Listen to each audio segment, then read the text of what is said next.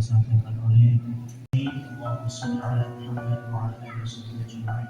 Ba'd, puji syukur kita panjatkan kehadirat Allah Subhanahu wa taala atas segala nikmat kepada kita, sehingga alhamdulillah pada malam hari ini kita masuk kesehatan ibadah kepada Allah Subhanahu wa taala yang melaksanakan sholat Isya. Insyaallah melanjutkan dengan sholat tarawih.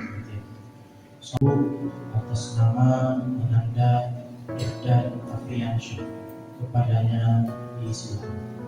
Rabbi sahli sadri wa yassirli amri wahlul 'uqdatam min lisani yafqahu qawli.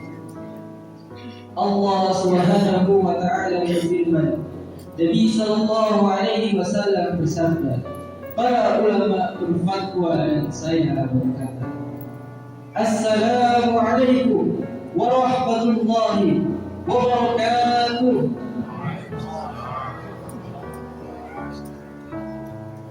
Innal hamdalillah nahmaduhu wa nasta'inuhu wa nastaghfiruh wa na'udzu billahi min shururi anfusina wa min sayyiati a'malina. Man yahdihillahu fala mudilla lahu wa man yudlilhu fala hadiya lahu. Untuk mengatur segala urusan. Urusan apa Bapak Ibu sekalian? Urusan dunia. Berikan kita beribu-ribu nikmat, dari nikmat yang terkecil hingga nikmat yang terbesar, dari nikmat yang terlihat hingga nikmat yang tak terlihat, sehingga kita masih bisa berkumpul di masjid ini yang insyaallah mubarakah. Amin amin ya rabbal alamin. Kedua kalinya salawat beriringkan salam, lalu kita haturkan kepada Nabi yang dijuluki sebagai Sayyidul Anbiya, pemimpin para nabi, wa khatamul anbiya, penutup para nabi, yang lain dan tak bukan Habibana wa Nabiyana Muhammad sallallahu alaihi wasallam, yang telah mencabut agar-agar kafiran dan menaruh benih-benih keislaman, dan yang telah membawa kita dari zaman kegelapan menuju zaman terang benderang. Di bulan Ramadan pula, seluruh amalan-amalan kebaikan kita yang dilihat pahala di sisi Allah Subhanahu wa taala akan dilipat gandakan oleh Allah Subhanahu wa taala. Dari 1 menjadi 10, 100, 1000 atau lebih dari itu. Allah alaihi wasallam bersabda, yang artinya, barang siapa yang ketika namaku disebutkan namun dia akan bersalawat kepadaku, niscaya ia termasuk orang-orang yang zikir. Wallahu a'lam bishawab. Hadirin yang dirahmati Allah Subhanahu wa taala. Yang terhormat Bapak Imam Masjid Baitul Aziz, yang terhormat Takmir Masjid Baitul Aziz, dan yang terhormat pula Bapak Ibu jemaah yang insyaallah dirahmati Allah Subhanahu wa taala. Mohon maaf yang sebesar-besarnya. Berdirinya saya di sini bukan bermaksud menceramai atau menjadi orang yang paling pintar di hadapan Bapak Ibu sekalian. Tetapi berdirinya saya di sini akan menyampaikan sebuah ceramah yang berjudul Bulan Ramadan dan Keistimewaannya. Oleh karena sebab itu, marilah kita mengisi bulan Ramadan ini dengan amalan-amalan yang mulia. Amalan-amalan yang dianjurkan yang dikerjakan setiap bulan Ramadan, seperti yang pertama, melaksanakan sholat tarawih dan witir atau qiyamul lail. Izinkan saya memperkenalkan diri.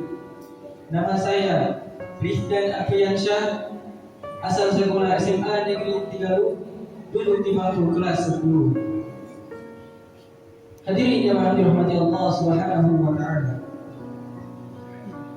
Puasa Ramadan merupakan salah satu rukun Islam yang 5, wajib dikerjakan bagi setiap orang mukallaf yang baligh dan berakal.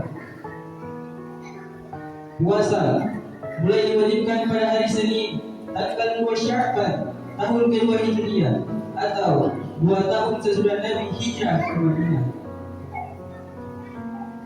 Puasa yang diwajibkan kepada umat Nabi Muhammad sallallahu alaihi wasallam bukanlah suatu ketentuan yang yang sama sekali baru. Ibadah ini juga pernah dikerjakan dan dilaksanakan oleh umat dan nabi-nabi sebelumnya. Yang itu adalah Allah karena keimanan kepada Allah dan hanya mengharap ridha Allah, maka akan diampuni dosa-dosa yang telah lalu. Apa tujuan kita untuk berpuasa? Bukan hanya menahan lapar dan haus saja, tetapi tujuan kita berpuasa agar meningkatkan ketakwaan kita kepada Allah Subhanahu wa taala. Sebagaimana Allah Subhanahu wa taala menjelaskan dalam Quran surah Al-Baqarah ayat 183 yang berbunyi, A'udzu billahi minasyaitonir rajim. Bismillahirrahmanirrahim. Ya ayyuhalladzina amanu kutiba 'alaikumus-shiyam kama kutiba 'alal ladzina min qablikum la'allakum tattaqun. Wahai orang-orang beriman, diwajibkan atas kamu berpuasa sebagaimana diwajibkan atas orang-orang sebelum kamu agar kamu bertakwa. Quran surah Al-Baqarah ayat 183. Yang pada bulan Ramadan karena keimanan kepada Allah dan hanya mengharap ridha Allah, maka akan diampuni dosa-dosa yang telah lalu. Merupakan salah satu pilar utama bangunan Islam. Seseorang yang bersyahadat la ilaha illallah wa anna Muhammadar Rasulullah dan berikrar dan mengikhlaskan seluruh peribadatan hanya kepada Allah Subhanahu wa taala dan menjalankan semua ibadah-ibadah yang terangkum dalam hukum Islam, yakni salat, membayar zakat, berpuasa di bulan Ramadan dan haji bila mampu. Rasulullah sallallahu alaihi wasallam bersabda, "Bunyan Islam al-khamsi, syahadatan an la ilaha illallah wa anna Muhammadar Rasulullah, wa iqamis shalah, wa ita'iz zakat, wa hajjil bait, wa shaumi Ramadan." Rawahul Bukhari wa Muslim. Nabi sallallahu alaihi wasallam bersabda, Islam itu dibangun atas 5 perkara. Yang pertama, bersaksi bahwa tiada Tuhan selain Allah dan Nabi Muhammad adalah utusan Allah. Mendirikan salat, membayar zakat, berpuasa di bulan Ramadan dan haji bila mampu. Hadis riwayat Bukhari dan Muslim. Mengenai kewajiban puasa pula, Talha bin Ubaidillah, salah seorang sahabat Nabi, meriwayatkan bahwa Nabi sallallahu alaihi wasallam ketika ditanya oleh seorang sahabat, "Fa'akhbirni, ma faradallahu alayya min as-siyam?" Faqala, "Syahrul Ramadan illa an tatawwa'a." Rawahul Bukhari. Yang artinya, "Ya Rasulullah, kabarkanlah kepadaku puasa diwajibkan Allah Subhanahu wa taala kepadaku."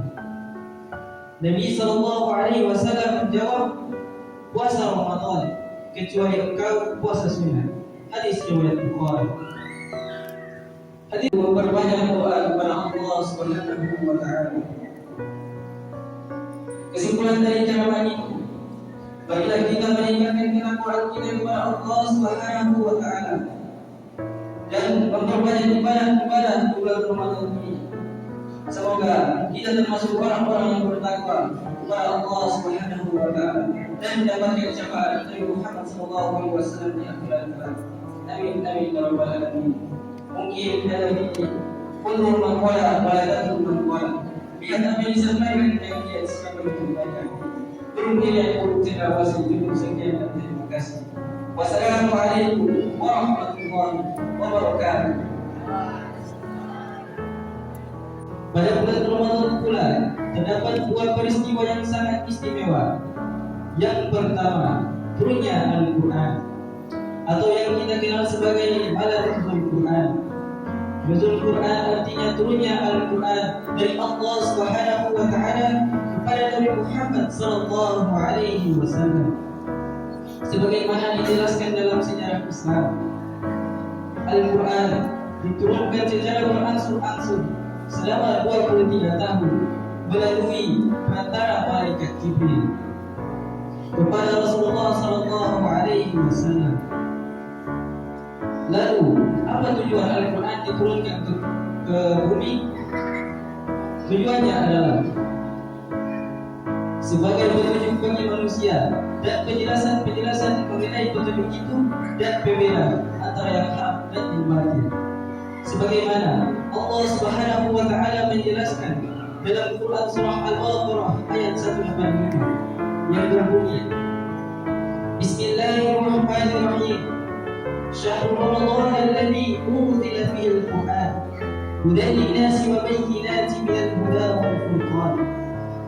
Yang artinya beberapa hari yang ditentukan itu adalah bulan Ramadan, bulan yang dimana diturunkannya Al-Quran sebagai petunjuk bagi manusia dan penjelasan mengenai petunjuk itu dan pembeda antara yang hak dan yang batil. Quran surah Al-Baqarah ayat 185. Keistimewaan yang kedua, yakni malam Lailatul Qadar. Mengapa malam Lailatul Qadar disebut malam yang istimewa? Karena di malam itu sangat mulia turunnya para malaikat dan roh Jibril, dan malam itu lebih baik daripada 1000 bulan.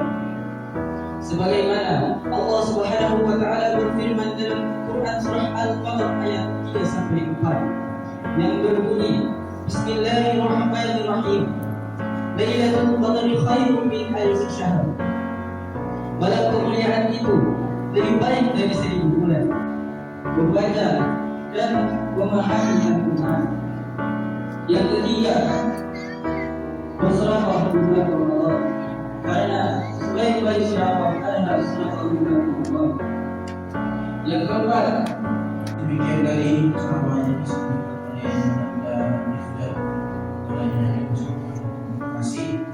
Selanjutnya penyampaian pertama yaitu para jamaah Masjid Bukaten Masjid Abdul Aziz atau pada Masjid itu yang kami hari ini sudah dibuka oleh Pak Imam dan takmir bagi yang ingin memberikan zakat fitrahnya per jiwa itu 38.500 dan untuk beras di 2,5 kilogram atau 3,5 liter per jiwanya. Untuk besok 19 Maret 2025 imsak dari pada pukul 4.29.